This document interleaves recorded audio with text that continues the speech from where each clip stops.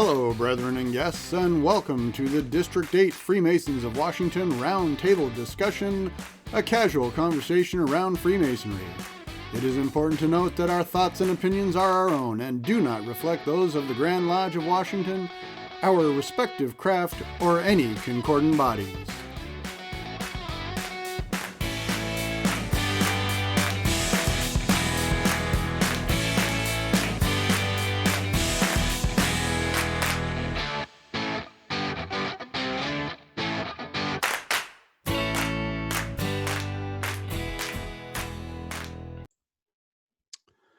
Welcome back, brothers and guests, to the District 8 Roundtable. This week we have a very special guest, Russ Charvonia, from past Grand Master of the Grand Lodge of California, and he will be talking this evening about civility. And with that, most worshipful brother, Russ.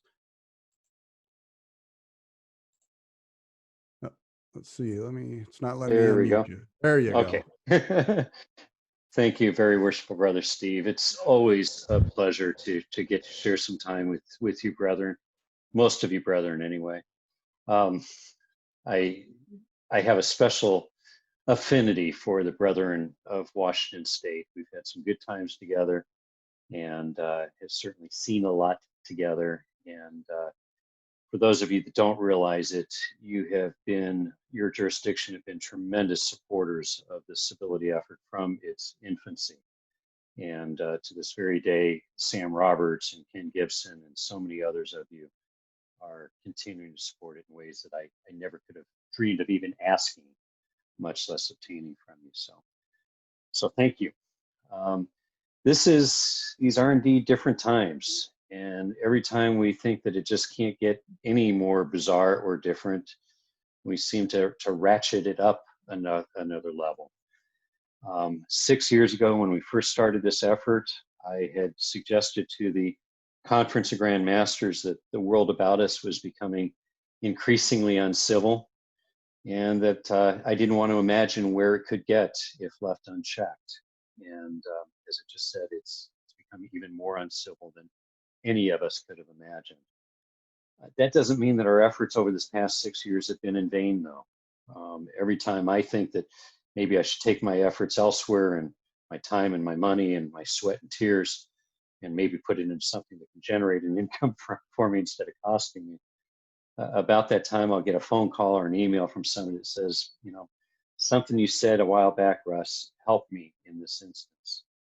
And so that's my goal for this evening, is that in conversation amongst ourselves, we can walk away from here with better coping skills, some ideas to help those around us who are struggling and hurting, and just one of us at a time, help to spread those ripples to make the world a better place. There's a quote that I think is even more potent today than in the past. Always remember that to argue and win is to break down the reality of the person you are arguing against.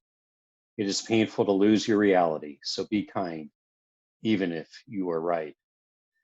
So many times we get into discussions which boil up into arguments, and it's about being right. We find that with our spouses, with our children, in our workplaces. We even find that in Freemasonry, the place where it should never appear. And so one of the things that I'd like us to try to realize is that very little in life is black or white. And I'm using that analogy intentionally right now. There are an awful lot of different perspectives. And where we get ourselves into trouble is when we draw that line in the sand and we're not willing, and at some points even able, to cross that point.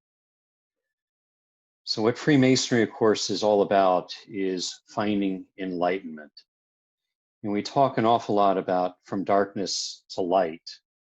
What I'd like to suggest is that this whole idea is not only about getting to the point of light, but seeking true enlightenment. That's a further degree in Freemasonry, if you will. Society seems to be, in my opinion, finding some light right now. The question is what society will do with it, and how enlightened will they allow themselves to ultimately get to. We can talk a lot about the various tools and symbols and sayings of Freemasonry that speak to civility. And I've had the privilege of doing that with many of you in the past. So I'm not going to do too much of that right now. But that's the idea that we do want to get to is a point where we have true leadership and statesmanship, and that we're showing our society the path forward. To get there, we need to not only recognize our diversity, but to embrace it. Diversity isn't easy. Throwing a bunch of people with different backgrounds and thoughts and ideals together in a room and saying, okay, now go out and do some great things isn't easy. And in fact, it's going to fail more often than not. So in order to be able to benefit from true diversity, there are a few steps that we need to take. The first is that we need to proactively seek to understand people who are different from ourselves. Focus on that proactive and seek to understand, because it's not going to happen if you just stand back and wait for somebody to share what they're all about. Nobody's going to be willing to be vulnerable with you and let you into what really makes them tick and what matters to them, unless you show a genuine compassion and interest in them. So I'd encourage you, starting today, to change up how you greet people. When we come across somebody that we know well or a complete stranger, what inevitably are the first words that are going to come out of our mouths? And please unmute yourself as you come up with thoughts.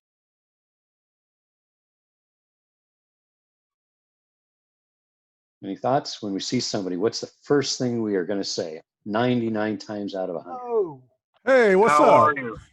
How are you? How are you? Do we really care? Yes. I'll submit we don't. I'll submit we don't. And if you want proof of this, next time somebody asks you, how are you? Tell them you're lousy. You know the reply you're going to get? Oh, good, great. Hey. Oh, good. So am I. It's a throwaway line. And I'm going to delve into this a little bit. Anybody familiar with the Internet Lodge out of London, England? I joined the Internet Lodge several years ago because I wanted to see if Freemasonry could be practiced virtually. And I'll save you the trouble. It can't. Freemasonry is meant to be person to person. So that when I walk into a lodge room and I see Chris, and I say, Chris, how are you? Because I'm going to slip up and say the same thing every time as well. And Chris tells me, I'm fine, but I can see him. I can tell by his manner that he's not fine. And I'm able to put my arm around him, take him off to the side and say, I'm not buying what you're selling, fella. Tell me what's really going on. And that gives him the opportunity to then open up and for me to be able to be there to support him. So Freemasonry, while we're doing it, practicing it via Zoom tonight and every week as you do, we know that's only second best. We are meant to get back together so that we can really be there for one another and be able to gauge one another. So back to diversity, we need to seek to understand who this other person is with whom we're dealing and what makes him or her tick. From there, we get to the point where we truly appreciate that person for their differences. And I beg your pardon, that we accept them for those differences. This is before we can truly appreciate them. And accepting them can be considered to be tolerance. Yeah, I know you're different than I am, and I'll accept that. We'll get along. We need to get to that level, but that is not true enlightenment, is it? And what Freemasonry teaches us is we need to get to the point where we truly appreciate one another for those differences. That's the only way that we're going to be able to create something really, really special. I use this endomosaic, those of you that have been in the Grand Lodge of California building, it's the first thing you notice when you walk in. Whether it's daytime or nighttime, this is just backlit, and it's really something special. And I use this as an analogy of what we are as a society. If you get up really close to that, you'll notice it's made up of pieces of broken tile, in glass, in plant leaves, in seeds and dirt, things that you wouldn't even notice, much less pick up and throw away and discard. But you put it together and it creates something really tremendous that tells an entirely different story. And that's what true diversity is able to accomplish. Do you think society needs to hear this message right now? I think it does. I think it does. There's some other things that society can benefit from learning from us as Masons. And we do this because we're Masons, but not in the name of Masonry. Nobody with whom we're dealing needs to even know that these are Masonic values or ideals. But we do it because it's the right thing to do. And one of the things that I emphasize the most, and I talk to non-Masons about this constantly, and I take the one symbol that I think it is required in Washington lodges, as I recall, and that is the point within the circle. Isn't that part of your furnishing? It's not in California, and I wish it were. But we all know that point is us, the individual who's always striving to be a better person, a better son, a better husband, better father, better citizen. And we know that there's a lot of pressures coming at us from all parts of society. And so we need some help to become the kind of person we strive to be. So the very first thing we're taught to do is take this compasses and circumscribe a circle around ourselves. And that creates a boundary beyond which we should not allow our passions and our prejudices to exceed upon the rights and enjoyment of another person. Let's take what's going on in the world today.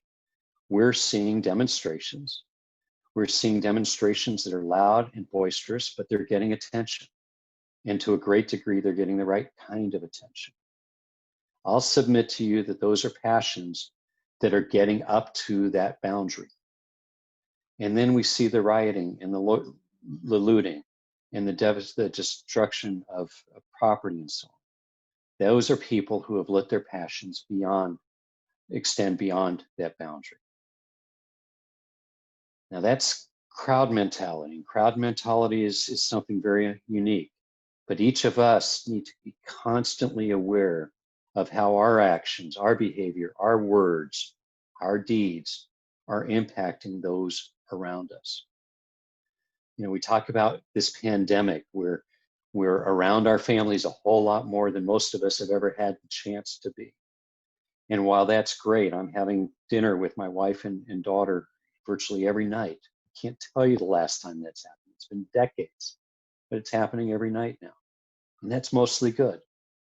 But in tight quarters, tempers start to flare a little bit and the pressures start to get to people. And I think it's really amazing that the people that we profess to love and care about the most are often the ones that we treat the worst. And I've asked myself, why is that? And the only thing I can figure out is because it's safe, because we plan on them being there forever. Well, I think we need to make sure we're treating those we care about the most, the best, and make sure that we're constantly doing that. I do mediation in one of my 3 careers, and all of a sudden I'm seeing a flare up of people coming to me to mediate divorce. And I wonder how much of it is the circumstances that are going on outside that's finally getting Russ, to you're them. fading out. Am I? Are you hearing me okay now? Yep. I wonder how much of that is what's going on in the outer world that's finally causing the brittle parts of their marriage to break. And it's a shame to see it. Now, that circle is important to us, and it helps us to be sensitive to when our actions are affecting somebody else and then to back off. This circle is not to tell us that we shouldn't be passionate, because without passion, nothing worthwhile would be accomplished. So please, brethren, keep your passion. Let's just figure out where those due bounds are. Now, we know this symbol isn't complete by any means. So the next thing we have are the 2 parallel perpendicular lines, which are said to represent our patron saints of Masonry. And when we see that symbol, it's supposed to conjure up the teachings of St. John the Baptist and St. John the Evangelist. But to me, those two lines mean something else. They also represent my Masonic mentors, the men who have guided me and to this day continue to guide me, because they realize I have a whole lot of improvement to continue to make. These are men that have never given up on me, even though I've given them plenty of reason to do so over the years. And I emphasize this because, we talk a lot about past masters have all the answers, past grandmasters really have all the answers, and so on. And we joke about it, of course, in most instances. But I think we have almost swung the pendulum too far the other way, where those who have been in the craft and have the wisdom and the sage advice to pass along are sometimes afraid to do so. And we need that in Masonry. Somebody learns you're a Mason, what are you almost always going to hear them say these days? I didn't know they were still around. I didn't know they were still around, okay? Or my grandfather was a Mason, right? Rarely do you hear my husband's a Mason, or my father was a Mason, my grandfather was a Mason.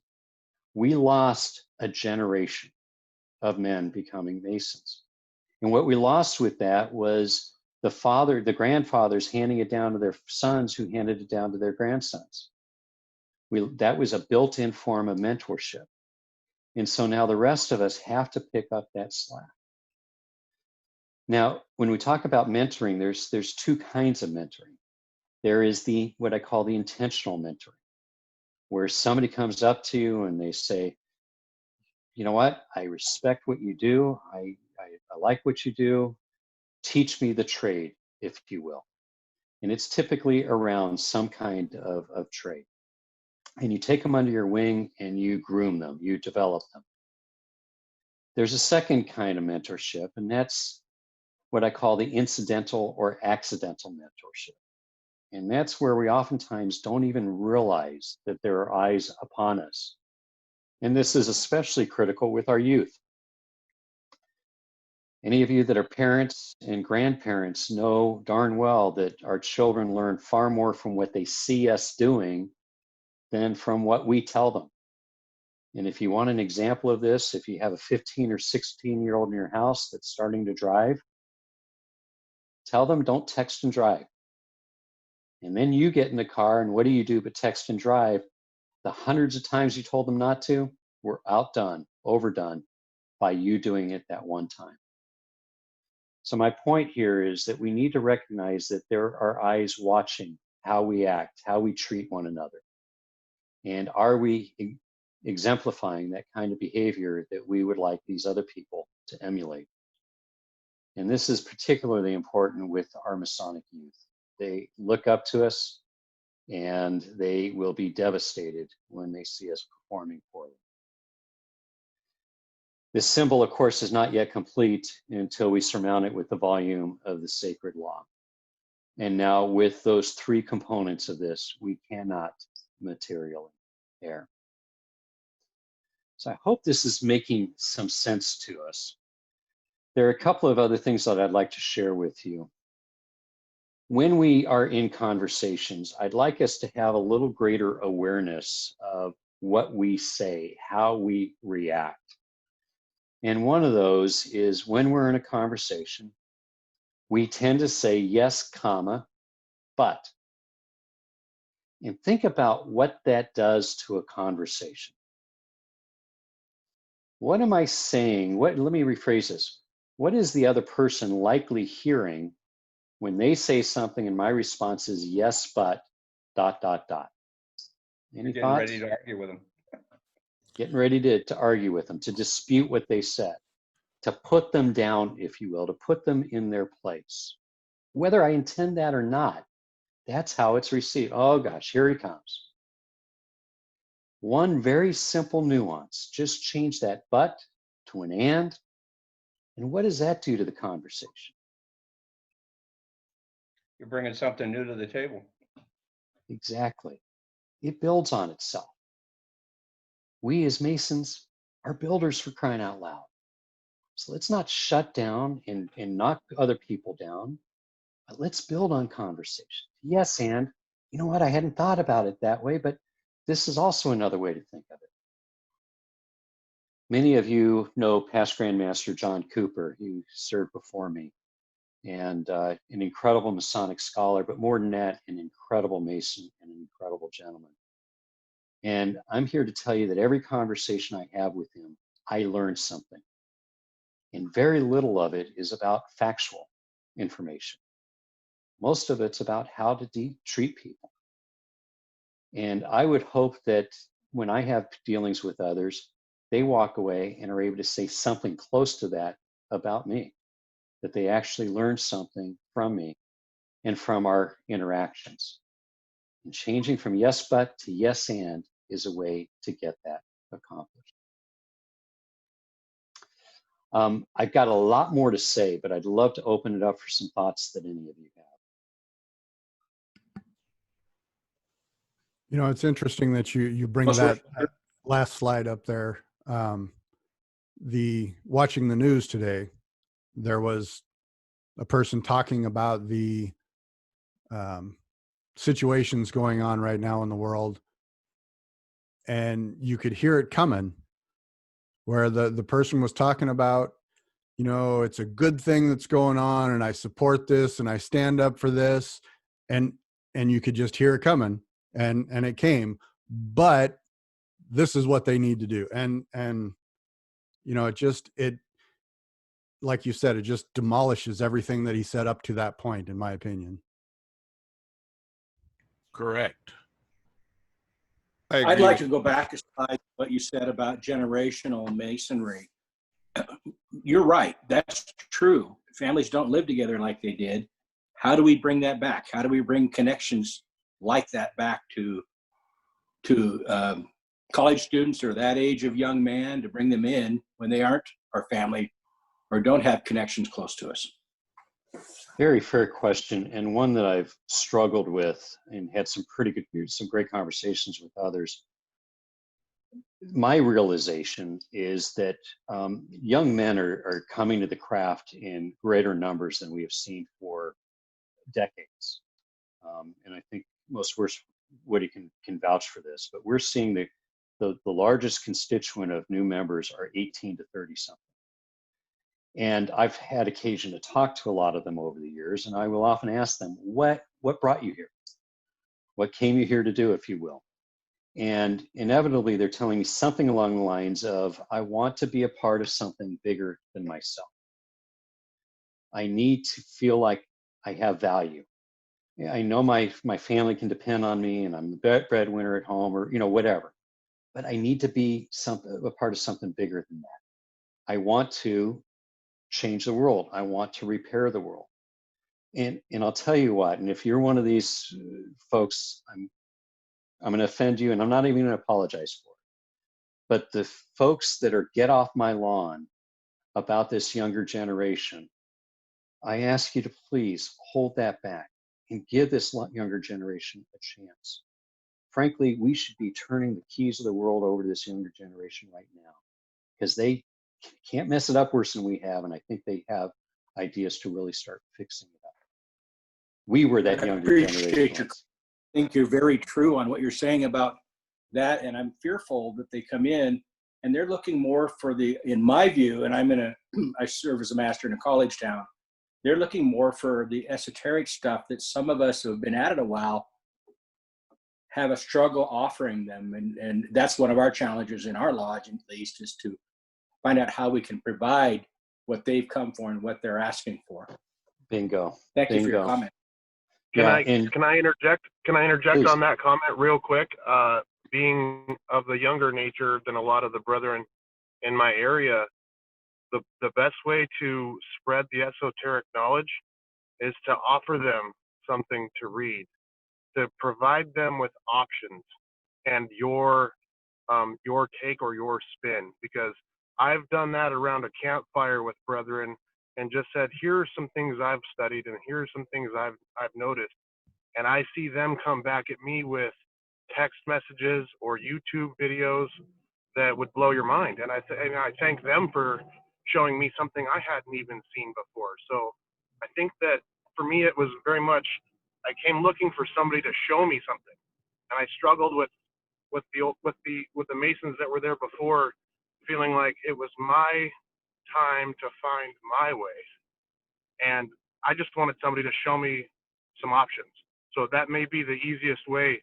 Not saying this is how to do it or this is the way it is. This is what I've learned. These are the things that I've looked into, and these are the things that interest me. Because every brother shares a little bit of something, everybody's going to get a whole lot more. And that's how it builds. None of us, I'm confident, in this meeting tonight are ever going to profess we know everything about Masonry, much less everything about, the first degree even. John Cooper, who I just spoke about, he and I were in a first degree once together. He's been a part of thousands of them, conferred, I don't know, hundreds of them. And he elbows me and he said, "Did you catch that?" I said, "Yeah, they did it properly. What are you talking about?" And he said, and he just expressed it in a totally different way. And did the ritual change? Hopefully not. I mean, it's the same ritual as when he was a Mason 55 years ago. He changed, and he was more susceptible to hearing it in a different way. And these young men that come in and they're energetic and they want to learn and so on and so forth, they can teach us as much as we can ever teach them. But to answer, and I'm sorry because I can't see who's always talking, but the first question that was raised about, some of them are coming for esoteric and we're not delivering properly and so on. One of the things that I would encourage you to do, especially if you're in an area where there are multiple lodges, is I would encourage a potential candidate to go check out different lodges. And as you get to knowing him, you may suggest a lodge that may be more appropriate for him. It's far more important that we get the right fit for him than it is that he come into our particular lodge. Russ, I'd like to. Please. Go ahead, Woody. Can you go to the slide where you were talking about interactions and so on? Back before that one. Right now, I'm getting questions about Zoom and using it for different things. I think in an emergency case, Zoom is all right.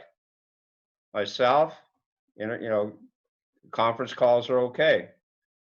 I'm more of an in-person type individual because I believe body language says a whole lot when you're talking on a specific subject.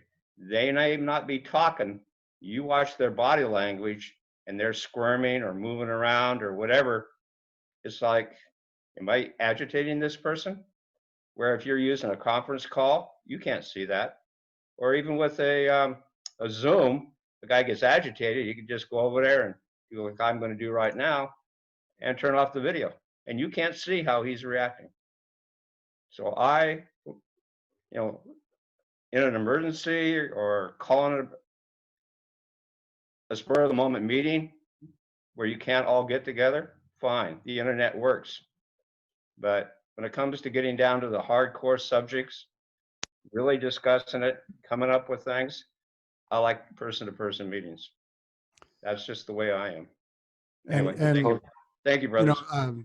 Grandmaster, with all due respect, and I mean no disrespect at all with my statement, just because you don't like that doesn't mean that that's not a valuable tool that other brothers can use and can take advantage of. I was just expressing my. I know, but I think that's kind of sometimes where we get hung up is that, I've done it with other things myself that, well, I don't think that's a good idea. I don't think that's something that I can use, but that doesn't mean that it's a tool that it's a valuable tool that some people can use. And I think we're missing the boat by not allowing it. I believe that they're good in an emergency situation or if you just want to discuss something. But when you get down to hardcore items where you really need to get the input, body language says a whole lot. And a lot of people don't know how to read it or interpret it. And I will agree 100% with that. Okay. When the master is invested with the gavel, what instruction goes with it? Yield it with prudence and care. because it can be made an instrument to be used for great good or greater evil. Right. And not And arbitrarily. Exactly. Technology is exactly the same. Yep. It can be used for great good. It can be used for great evil. We've seen that. I don't have to go into examples. And my fear is, as we come out of this pandemic and can get back together, which we all yearn for, that we're going to have too many people that were comfortable being on the couch and joining as we are now. You know, gosh, they have to put on pants now. This is a good substitute. In my opinion, it's not all the way there for reasons that most first of all just expressed that I expressed earlier. I can't read you. I can't tell when you're just putting me on and telling me everything's okay, and it really isn't. And we need that. And frankly, we don't find that elsewhere other than inside our lodges for the most part. That was the part you were talking about that I was trying to get back to. You know, unless you see that person up front, you really don't know how he is reacting to your question. There's another concept I'd like to take off on for a minute, and that is when a man petitions the lodge, there's all kinds of qualifications, but what is the primary qualification that binds us all?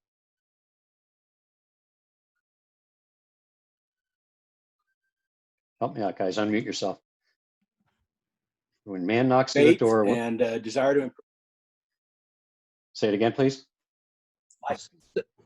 Faith, light, a desire to improve oneself.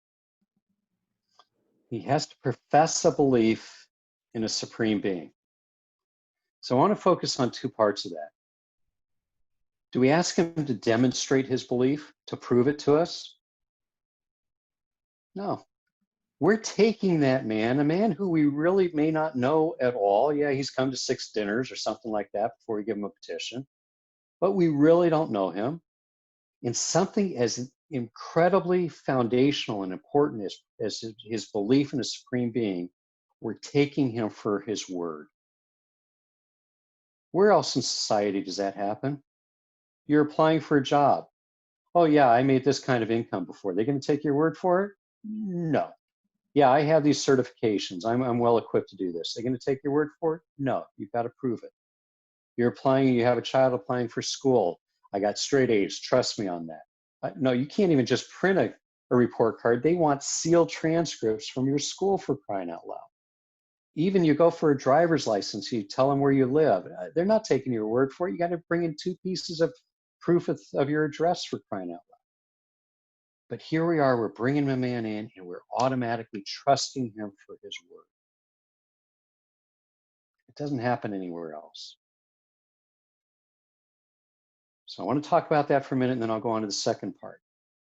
I want us to get to the point where we start to presume decency in others. We, and this is what's kept us alive for millennial after millennial, we instantaneously and subconsciously judge people and situations. Somebody walks through our door, we're trying to figure out, is that somebody we have to hit the deck and protect ourselves, or is somebody we're going to rush forth with stretched arm, open arms? We're going to judge them by their gender, by how they're dressed, by the color of the skin, when they start talking, how they sound, so on and so forth. And we do that now with everything, everybody we encounter. We're instantaneously judging them, simply good or bad, friend or foe. And I want to suggest that we turn that on its head, and that we presume everybody with whom we come in contact is actually a decent person. Even the politicians, with whom we may dramatically disagree with how they go about doing things. But if we will presume that they have our best interest in mind, we'll give them a chance to hear them out for whatever merit it may have. Will we be proven wrong on occasion? Has there ever been an atheist that's been made a Mason? Sure. By trusting people too much, we have erred on occasion.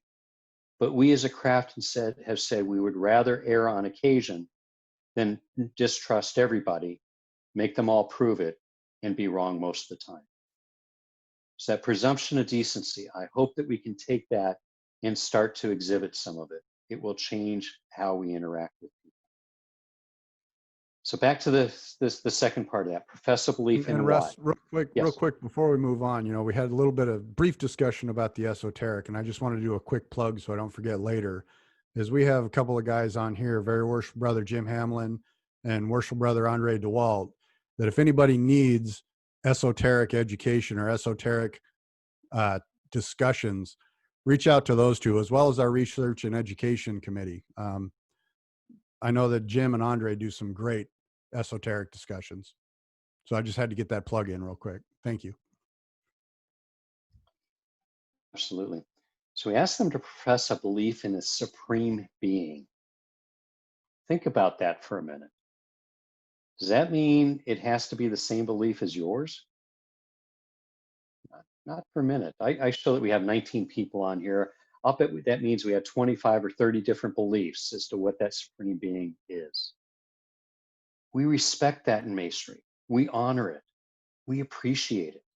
And that's back to this diversity that we appreciate so much. One of the things I did as Grand Master that people are still talking about was I had what I called brotherhood degrees. These were where we did first, second, third degree, it didn't matter. I was the candidate. I was hoodwinked. And we had brothers delivering different parts of the ritual in their native language. We had no fewer than 13 different languages in these. I did them all up and down the state. And of course, because it's Masonic, afterwards we did what? We had those native meals, those dishes afterwards. It was just incredible. And the point of doing these was to demonstrate that while we may not understand a word of the language of the spoken word, we understood every bit of it. And it really demonstrated the true universality of Freemasonry. So I'm hoping that, especially with all that's going on in the world today, that we can capture that beauty of Freemasonry and help our surrounding communities to do so. Making some sense?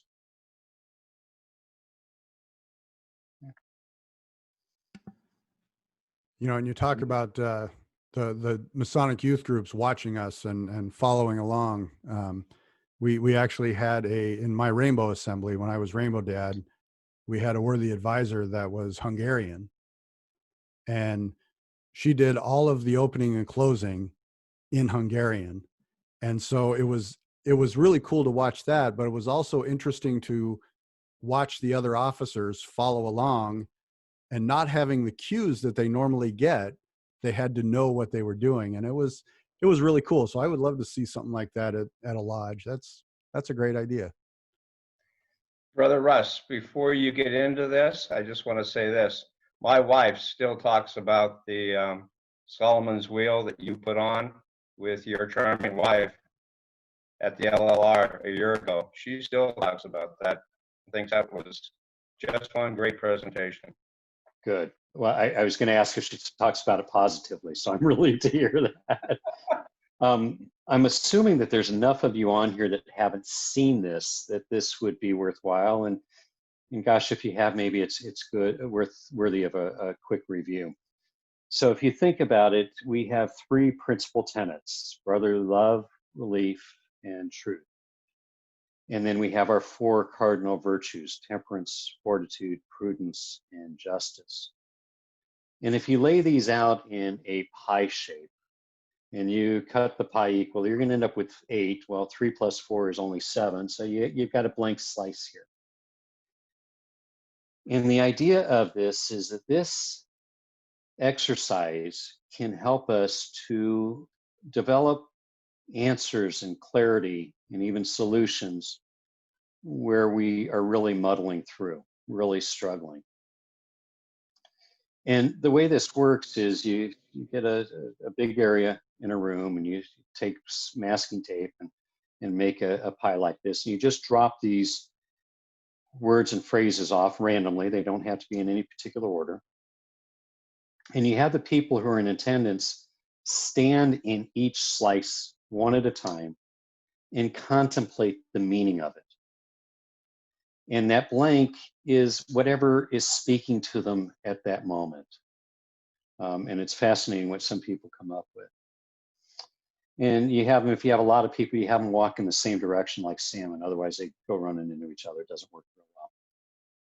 And then you ask them to go into the slice that is speaking to them the most right now. And then what you do is you have the people in each slice act that word or phrase out without using their words.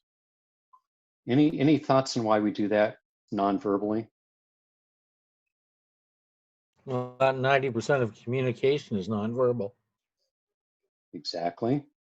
Other thoughts? Like I said earlier, actions speak louder than words. Yep. Somehow it sinks in more, and it just really sinks in.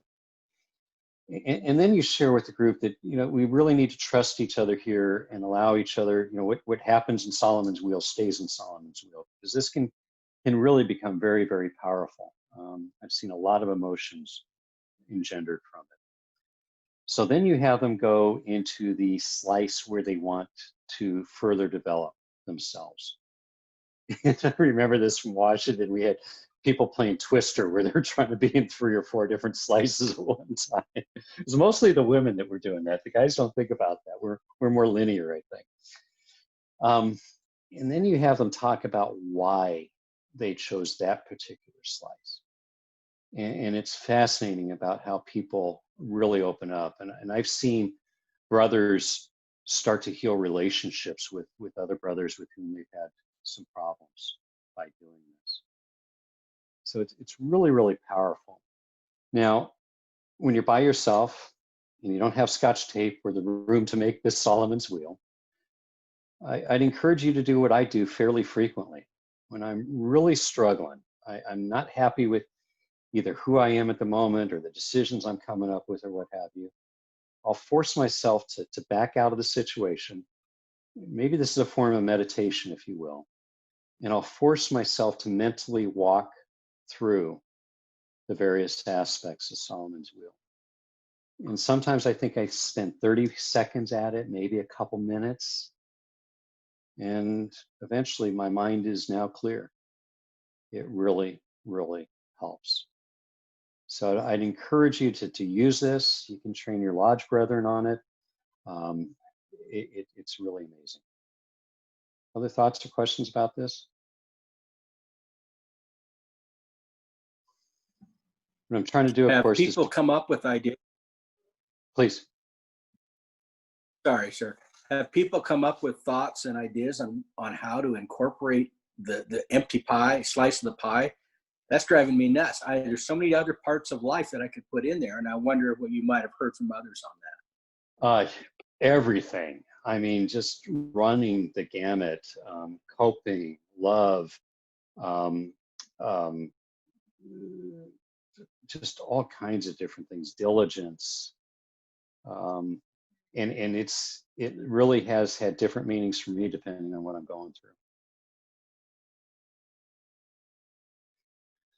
I don't know about you. I'm sure many of you do this, but I mentioned one of my careers, mediation. I'm also a financial planner. I've been doing it for 40 years. I'm starting to get it figured out, I think. But I've had people over the years ask me, gosh, you pick up a check for $1 million. Aren't you ever tempted to take it? And the answer is no. The thought has never occurred to me, would never occur to me. But there have been, not everything is black or white, as I said at the outset of this. And you will face dilemmas sometimes. And what is the right decision? What is the ethical moral? We'd like to think that's always clear, and it's not. And when I'm in those situations, I try to force myself to back up afterwards and analyze, am I pleased with the decision I made? And if so, then I ask myself, well, what allowed me to come to the right decision? Was it my family upbringing? Was it my religious training? Or was it Freemasonry? And more often than not, I'm not able to divide it. I believe it takes all of those aspects of our lives working in concert to help us to live the kinds of lives we try to do. And you can't decide this in the heat of the moment. You can't decide you're not going to embezzle when you're sitting with $10,000 of somebody else's money in your hand. You can't decide you're not going to commit adultery on your wife when that beautiful woman comes up and starts flirting with you. Never happened to me, but it may have happened to Larry. I don't know. So you have to be resolute. There's a few Larrys on here, so you're not sure which one I'm talking about. You have to know what kind of person you're going to be ahead of time and put all these systems in place to allow you to have that fortitude and that temperance and be prudent. Couldn't you also say a lot of this has to do with prior experience and consequences of your actions? Absolutely. But hopefully I won't have to pay tuition for everything. I'd like to learn from some of your mistakes and not make the same mistakes myself if I can help it. And I sure don't want to make the same mistake again. Otherwise, that's tuition that I just threw away. I do want to go make new mistakes. Well, I make all kinds of mistakes, so there's all kinds of things you could learn from me. That's But hopefully you're finding new ones to make, right? That's right. Yep. So what I'm trying to do here is give you some ideas that can help you in your everyday life. Many of you have seen me do this civil dialogue exercise. I'm not going to go into it right now, but I'm going to share with you just a couple of things out of that I think can help, especially in difficult conversations that so many of us are having today. Number one, when you're engaged in a conversation, be present. Really engage in active listening, which of course is so hard to do. That means not formulating your response while somebody else is talking. And the risk, of course, there is you may well forget what you're going to say, but my response to that is maybe it wasn't so important anyway. Watch your body language, as Woody and some others were talking about. You know, when I cross my arms, I'm shutting down the conversation. I'm telling the other person that I'm right, you're wrong.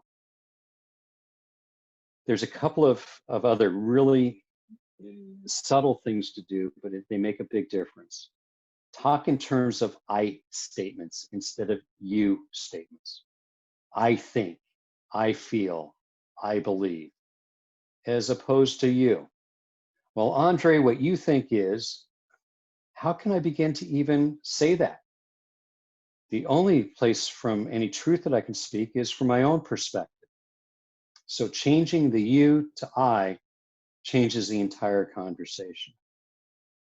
And then something else, and many of you have heard this before, I hope you've been doing it because it makes a world of difference. And that is when you're in a conversation with somebody, occasionally reframe what you thought you heard them say.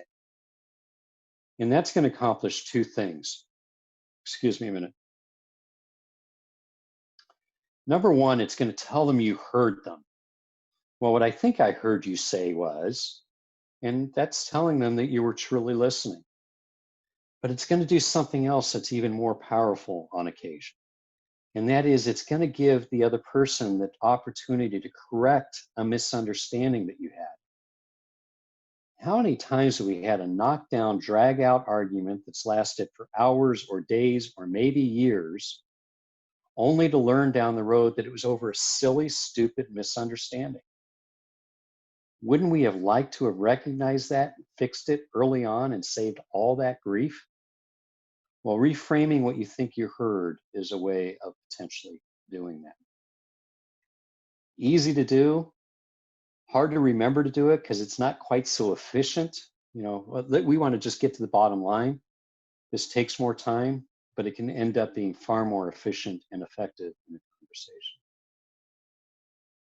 What I'd like to do now is open it up to any particular struggles of situations that any of you have had, and see if amongst us we might be able to impart some wisdom. Everything's going smoothly, right? There are just so many things that you know, you get into different discussions, and of course you get people on opposite sides, and then it all just kind of goes downhill because you don't have that ability to speak civilly about certain things, you know. And and I could think of several topics. One that I have in particular, I can't think of right off the top of my head, but there's lots. There's my family. We don't talk about, kind of like Lodge, we don't talk about certain things in my family because there's polar opposites, and it just makes a nice family evening go to hell. Let me jump on that for a minute, if I may, Steve, because I've had people suggest to me that being civil is just about avoiding difficult conversations. It's about being polite. It's about being nice and so on. And it's far, far more than that. A civil relationship is what allows us to engage in difficult but important to have discussions. But you just said something that I wholeheartedly agree with, and that is there are some conversations that we just shouldn't have with certain people. To what end are you going to get into it? Nobody's going to walk out of there happier. Nobody's going to walk out of there having learned anything. So that's a fruitless conversation. And what civility does take, in my mind, to have a chance at being successful is having a basic level of dignity and respect for the other person with whom you're conversing. If you don't have that, there's no basis for a conversation. And I'm going to illustrate this briefly, if I may. Many of you are aware of the issues with Georgia and Tennessee and their stance on gay members. I'm not going to go into that right now. I don't think it's germane, but the Grand Master followed me, Most Worshipful Dave Perry, met with the Grand Masters of Georgia and Tennessee to discuss this situation. And the Grand Master at the time from Georgia told Dave that I will never be caught sitting in lodge with a black man. Okay? And Dave's reaction was what I think mine would have been. My brother, this conversation is over. I lost all dignity and respect for that man because of that belief. Now, he can go about and do what he wants to do. I'm not going to sabotage him in any way, but I'm also not going to engage him. That's just something that I can't do inside of me. Now, somebody else has a difference of opinion with me on immigration, on fiscal issues, on gun rights, whatever. I would enjoy getting into a conversation. And I'll tell you what, I've learned an awful lot. And in many cases, I've actually switched or modified my positions. Some conversations, it's not a hill to die on.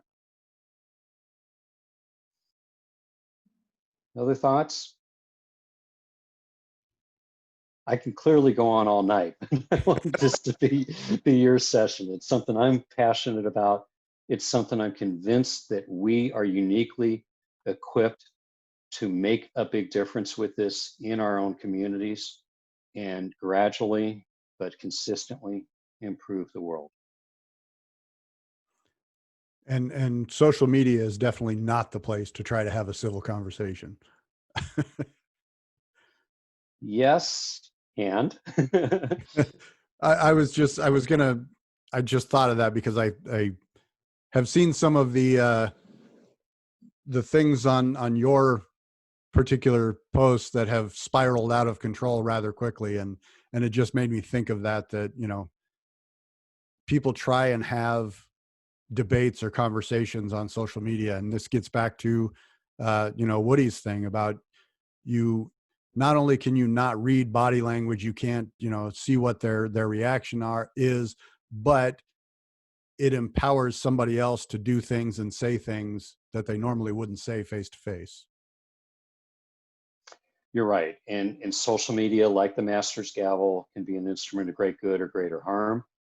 I believe that I have actually engaged in some incredibly productive, deep conversations via social media. I don't know how much you watch my Facebook posts. I don't post all that often, but occasionally I will, pardon my crudeness here, but drop the turd in the punch bowl. I will do it to get the reactions and then attempt to demonstrate how to have difficult conversations in a civil manner.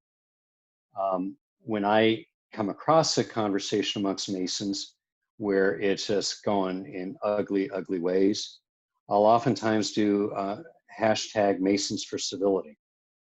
And more often than not, it's doing one of two things. It's either quieting the conversation, or they're blocking me and unfriending me and taking it elsewhere. Either way, I'm fine with it. And there have been many, many times where I've taken a brother figuratively aside, private messaging him and saying, look, this is how I'm hearing this. And, let's talk about how this coincides with your Masonic values. And more often than not, they appreciate it. And I see it change, at least for a while. Which brings me to one important part of Masonic mentorship. And if you think about it, Masonry does this really well if we heed it. It teaches us to admonish privately, whisper that good counsel in a brother's ear, and praise publicly. And we're real good about that. Although I think we can probably be better as DDGMs and past masters and so on. Let's look for opportunities to pat people on the back for a job well done. We all need it. And that'll keep us going in the right direction. And what we need to do far less of is chastising people publicly. That accomplishes nothing but shame. And shame is not going to get us anywhere.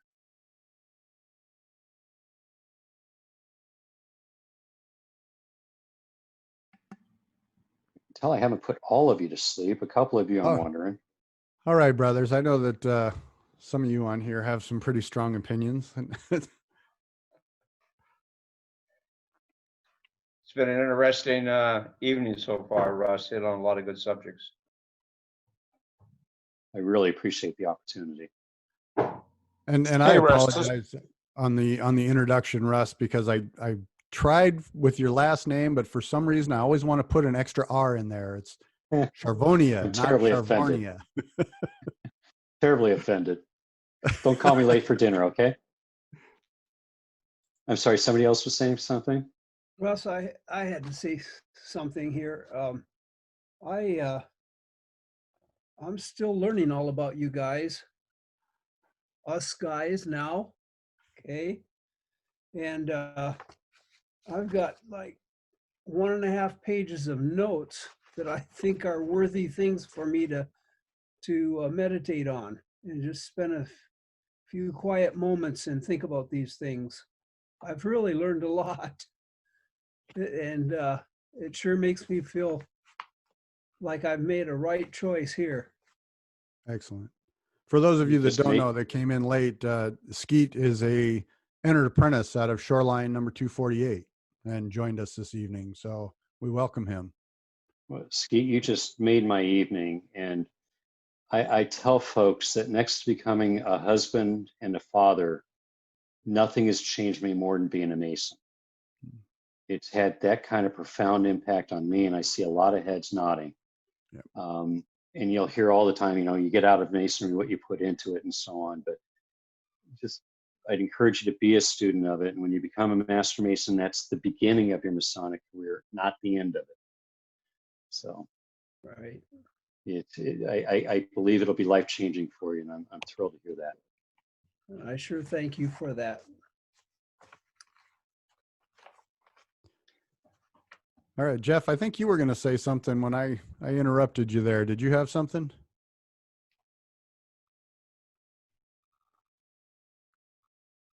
Is he muted? I don't believe so, but thanks for coming to me. Okay. So I often start these presentations out by asking you to seek 3 things that you're going to take and put into practice as a result of this. And I say 3 because it's a great Masonic number, obviously, but also studies show we can't focus on more than 3 things at a time. So if you don't mind, and this isn't for my ego, it's for all of us, what are 1 or 2 or 3 things that you feel you can take out of this tonight and put into use tomorrow? I'm going to rewrite that Solomon's Wheel that you shared. I've not seen that before, and I think I can use that in Lodge. I can use that in my work as a school principal. There's a lot of ways I can use that effectively to improve my life and better serve others. Awesome. And Jeff, a lot of fellows know how to reach me here. If you have questions on it, don't hesitate to reach out to me. Thank you. What else are we going to take out of this? I learned to actively listen. I think that was a really good idea. And I've got so many things here. I'm sitting in my room and it's kind of dark in here. In conversation, reform. Reframing. What is it? Reframe what you think you heard. Reframe. That's Right. it. Reframe what you think. In order, let's see, you heard them to reframe what you think you heard them say. And nothing but good can come from that. You get to understand them a little better, and that gives them a chance to explain themselves. There's just a whole bunch of good stuff here. How to have difficult conversations in a civil manner by using the things that you've taught us here, or you've had us think about. Goodness. You're also a really good note taker, Steve. I might not be such a good reader. I was taking notes so fast. Well, again, I'm happy to do any follow-up, please. I was just going to say, I think one thing that I'll take out of this, and I never really considered it, I guess, is that having a civil dialogue does not necessarily mean having an easy conversation. It does not necessarily mean that, you have to enjoy, well, you know what I mean? That's, with everything that's going on in the world right now, I've found a lot of my ideals, a lot of my beliefs have changed in the last, just in the last week. And again, not to get political or anything, but not but, right? I used to look at these kind of situations, and I posted this on my Facebook page, that I used to look at these as, I'm sorry that black man had to die, but God, this violence has to stop. And now I look at it a little differently. It's like, man, I'm sorry that all this violence is going on, but the unnecessary death of black men has to stop. And, I think that Masonry is helping me get to that point. It's easy to be civil when everybody's getting along. Yep. The need for civility is when things are difficult. And go ahead, please. Hey, everybody. It's a great conversation tonight. Thank you, everybody. I wanted to touch on the reframing. I think it's a very, very good point. And I'd like to extend that a little bit. So how do you know when you've done it? Now, in my previous life, I had to make legal decisions that had profound impacts on people's lives. And those had to stand up to federal court. And so the one test is, if you want to know, am I reframing something? You should, if you have an argument, if I have an argument with Russ over a trivial topic or an important one, doesn't matter. If I'm going to have an argument with Russ, I want to be able to reframe things that Russ says, yes, you understand my point of view. After that, I can disagree with it. I can argue against, you've got this premise wrong or that data wrong. We can go on from there. But I'm on a sound footing going forward. I'm not taking cheap shots or making a straw man or misunderstanding or closing my ears. When Russ says, yes, I understand his argument, and when I say, Russ understands my argument, well, now we're going to have a conversation. Very well said, and thank you for taking it that extra length. You're spot on, Roy. I was glad to hear the conversation around the use of the word but or however in the conversation, because when you do that, even though you've said something positive, when you use that word but or however, you've negated everything you've said before and set the other person on the defense. That's right. You have to get away from using that. You have to think of a different way.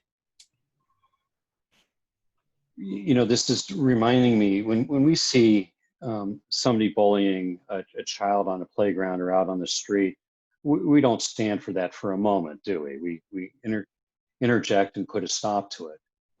And yet we tolerate adults doing it to adults all day long. And that's the senseless stream that we have to stop. We don't call it bullying. We talk about how they're being strong or forceful or well-centered or whatever.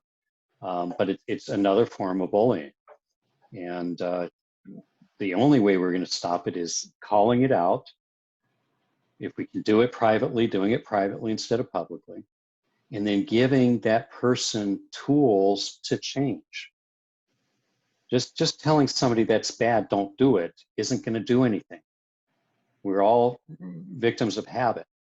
We have to find ways to be able to change. And so that's giving them tools, which is a lead into something else I want to talk about real quickly. We held an Urgency of Civility conference May of 2019 last year. We're going to do it again May of next year. And one of the things that came out of it was that we need to develop what we're calling certified civil. This is a stamp of approval, if you will, that various entities will be able to apply to get.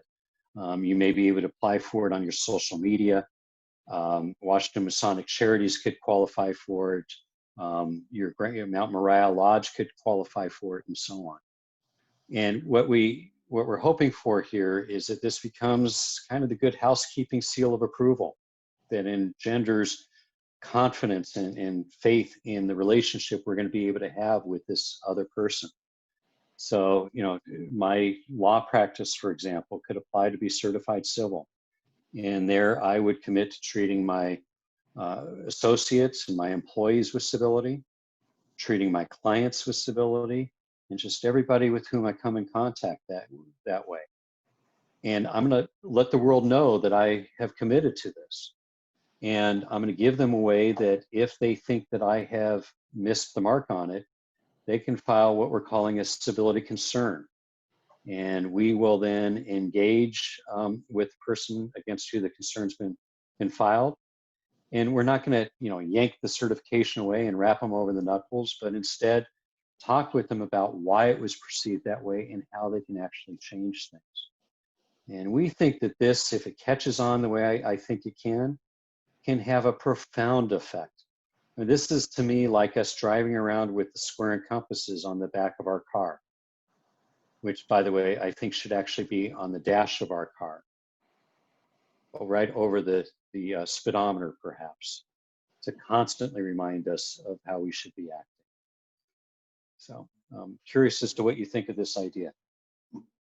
Most worshipful, before you end this evening, what a great segue into the two organizations that are behind getting this brought forward to the public. So before you end, would you please briefly talk about Masonic Civility as well as the Worldwide Civility Center? Well, why don't you take over? Thank I'll you. have my Go show ahead. four tell you about it. So you doing it or am I? You are. Okay. You're the guest speaker tonight. Oops, I've got it here somewhere. No, I do. Come on. There it is, right? There we go. So Masonic Civility is the repository for all of this. And this is under the auspices of the Masonic Family Civility Project. This is what we started over 6 years ago. And presentations such as this, presentations for your Kiwanis or your Rotary group or whatever, are there. You can pull these down. They're not locked. You can edit it however you want. And the idea is there are trestle board articles. There's Sam's trestle board articles are up there as well, including your last one you just gave me yesterday. Thank you, sir. So you don't have to go reinventing the wheel. If you have the means to edit your trestle board or add things to it, go see if something strikes your fancy and would be a good message to share with the brothers. If you have an opportunity to share this in your youth orders or Eastern Star or wherever, please do.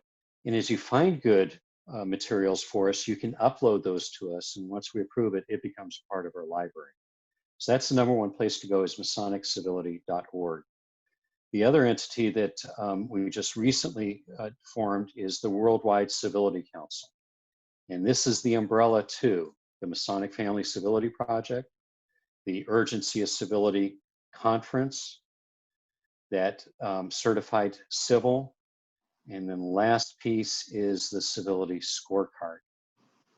So that's a nonprofit organization that if you have someplace, some extra money jingling around in your pocket, you want to make a donation, it's a qualified nonprofit where you can get tax deduction, and we're really accomplishing some great, great work. So thank you for that cheap, shameless plug, most worshipful. If you would go back to Masonic Civility for just a moment, please. Where is it? That one? That's the one. So, brother, here's an opportunity for you to become a Masonic Civility Ambassador. So there's materials up there. As you go into your various other organizations, your other lodges, there's tons and tons of material up there that you can become an ambassador for civility under the Masonic banner. And so please do so. It's very, very rewarding. And the next little tidbit, and this is the shameless plug that I'm going to put in, is that a lot of this stuff that we're developing is requiring software development, web development, social media development. And this stuff does not come in free. So, brethren, it is a 501c3. It is most beneficial with some very, very useful tools. That, just as an example, that scorecard is a way for an individual. If you write a speech and you want to make sure that you are fall within the confines of it being a civil speech, you can submit it to this tool and it will rate it for you. Also, if you've got a politician who you can take his speech and put it in there and it'll rate it civility, so that you can have an appropriate response and keep yours civil. There's lots of tools being developed. All of them require money. So if you've got spare change running around in your pocket, please consider the Worldwide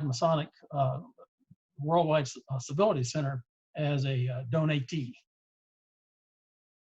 This civility scorecard, Sam was in on the beginning with it. We spent a lot of nights going over it, and we did.